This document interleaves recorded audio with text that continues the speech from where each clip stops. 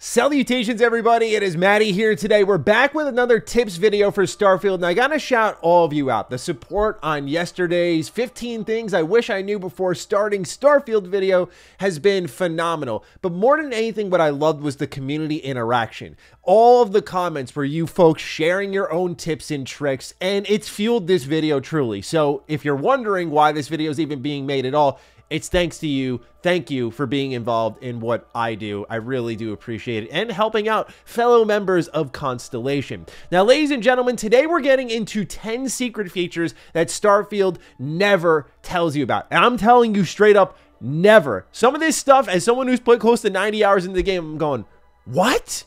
Okay, hold on, I gotta test this. And all of these I'm gonna show you today, and I think a couple of them will surprise you. Some of them are good for beginners because tomorrow is it, or really today, honestly. If you have not played Starfield, buckle in, folks. You got a lot of learning to do, and these videos will help you between yesterday's and today's. So let's get right into it, ladies and gentlemen. If you're new here and you're into Starfield news, information, conversation, all that fun stuff, you're in the right place. Consider subscribing. If you want some updated impressions on Starfield for my final review, ladies and gentlemen, it shouldn't be too far off. I'm really liking what I'm seeing here. All right, let's begin with number 1. When you're away from your starship, you can actually check the cargo through the pause menu. So if you're looking to loot something, you're wondering if you already had it stored in your cargo, you can just pause the game, go into the ship menu, press X for cargo hold, and go through there. Now, what's key about all of this, it's not just viewing. If you're within 250 meters of your starship, yes, you can actually store stuff in the frontier. You don't have to enter it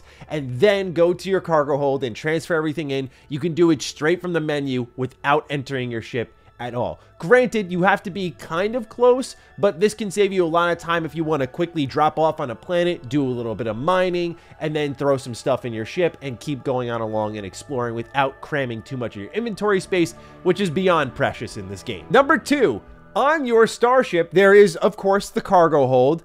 But did you know there is a second bit of storage there available for you that has nothing to do with the cargo hold? It's called the captain's locker. Now, it's not full of inventory space, 40 mass, but it's extra stuff that you throw in there. For me, you'll see I'm putting food, I'm putting drugs in there, just a little place to store that stuff away, separate from the cargo hold where I use resources typically in there, or big weapons, big spacesuits, that type of stuff. It's where all the heavy stuff goes. So this is a good place to put some lighter stuff, or to segment off your companion's goods over there and then have your stuff in the cargo hold. Number 3, shout out to all of you for this one. I'm ashamed to say I did not know this. So we're all members of Constellation. If you've played even a little bit of the main story, you already know that's something that's going to happen, and eventually you're going to go to the lodge in New Atlantis. Now, it's there that you're going to find a safe in a room that you're going to get as a member of Constellation, and this safe has straight up unlimited storage. Not only that, but in the basement of Constellation is every single crafting station that you could ever want. So if you want a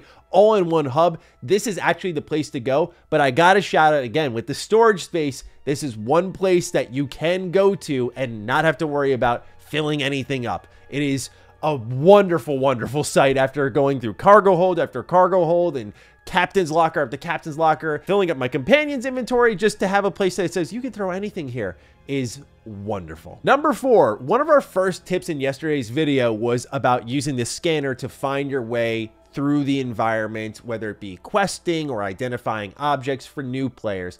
However, a little bit more of an advanced tip that's going to save you a lot of menu navigation, because make no mistake, you will be fast traveling this game a lot. It is a big component of it, not just because it's an open universe game, but I mean, you're going to be going to the star maps a million times over, is using your scanner to travel to different planets, to different missions. So when you're flying around in your ship, you can press the scanner button, it'll open up, and you can highlight a plethora of planets or the actual mission. It'll open up the map and allow you to zip to that very star system, or you can navigate to the nearest star system that your ship can handle and then zip to that one and then keep zipping multiple times. Now, Now, on top of that, it's not just an in-ship thing, it's also on foot. If you're on planet and you want to go back to your ship, ideally, you can go ahead, open the scanner, look at the frontier icon, and just fast travel right back to it. And it'll put you right inside the ship. Or you can fast travel to different parts of the planet. This is better for known civilizations like Aquila City or New Atlantis or Neon, where fast traveling using this scanner can also be really helpful. Number 5, this one's really cool. Again, shout out to the comments. This one is awesome. Didn't know this is a thing.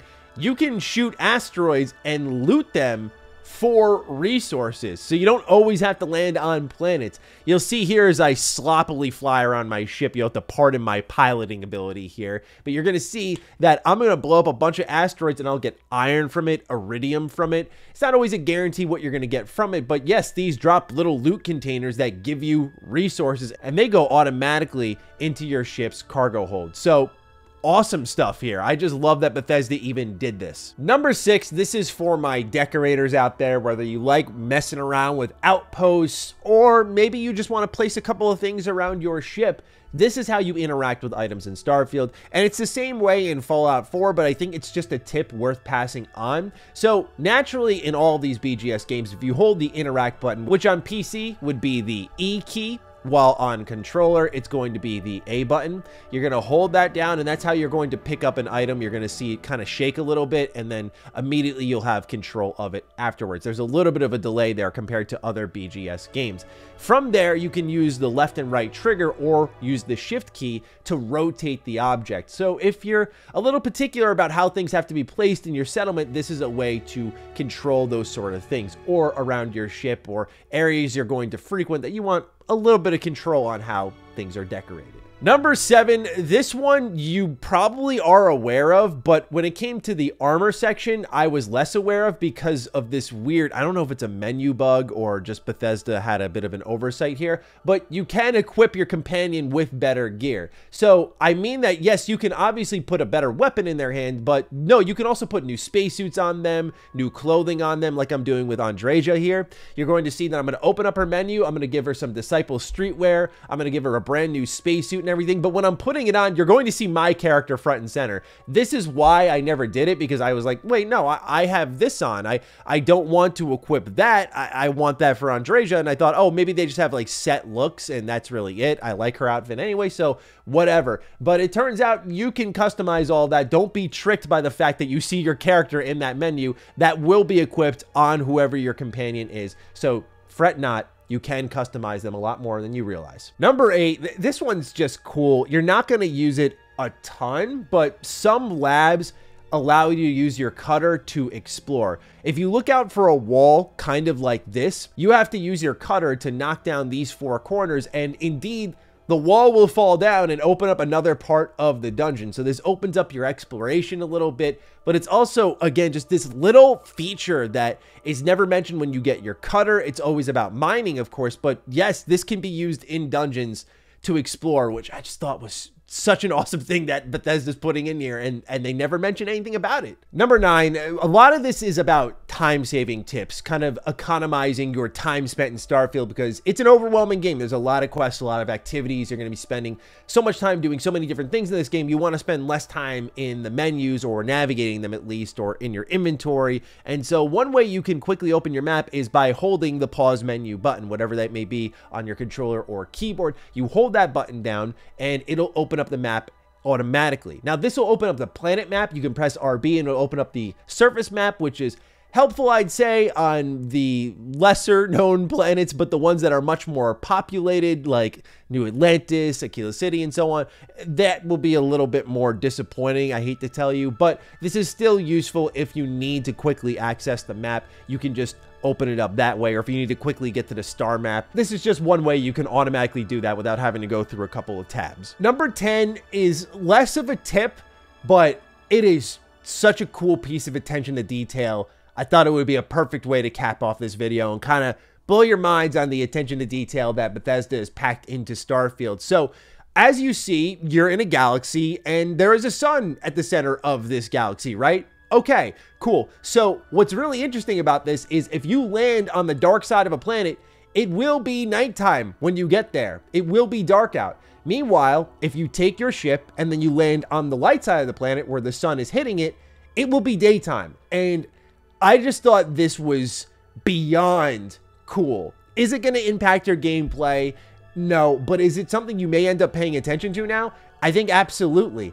And I just love this type of stuff in their games. It's why I'm such a big fan in the first place. Just these little secrets packed underneath the surface. So while it's not a gameplay augmentation type feature, I thought it'd be something that a lot of you out there would appreciate, just the level of detail there is in these worlds. While the content on these procedural planets doesn't blow my mind as much as I would like it to, I have to say that the visual aspect of things has been consistently really cool. And I'm really not a visuals guy, so that's a lot coming from me. But ladies and gentlemen, these are 10 features that Starfield just never tells you about. And I think some of that's the product of a lot of tutorials and many of them not being great. And I think some of it's the product of allowing the player to discover all of its secrets. You know, I see a lot of these videos online like, oh, X things the game never tells you, and they recite the tutorials from the game. But this is the first time in a long while outside of a FromSoft game I can authentically imagine people wanting to watch these things and actually learning something actively from them. It's like that, Larian, and that's really it. I didn't think a Bethesda Game Studios game would be in there because it's BGS. Their games are usually pretty straightforward in my opinion, but with how many systems are in this game, it gets more and more complex. I know a lot of people have been asking about shipbuilding guides, outpost building guides. I'll look into it because truth be told, I'm still figuring it out myself. Shipbuilding is extremely intimidating, but you have my word, I will try to figure something out for all of you because I imagine that'll be a guide unto itself. But nonetheless, ladies and gentlemen, I thank you so much for tuning into what was a really fun video to make. I had so much fun checking out these features you suggested to me, putting them all together. So again, a thank you to all of you for your feedback in the comments down below. It was really awesome to see that community vibe there and then have a video come to life because of it, because I wanted to showcase the stuff y'all were talking about. So thank you so much. And with that, take excellent care of yourselves. And to those of you diving into Starfield for the first time today or tomorrow, enjoy yourself. I hope it's everything you wanted and more. With that, ladies and gentlemen, it's enough from me. Let's sign out. Be sure to follow me on Twitter, follow me on Instagram. Those links are in the description down below. And a big thank you to all the patrons, all the members who continue to support the heck out of the content here. Stay sexy, stay active. I love you all. Peace.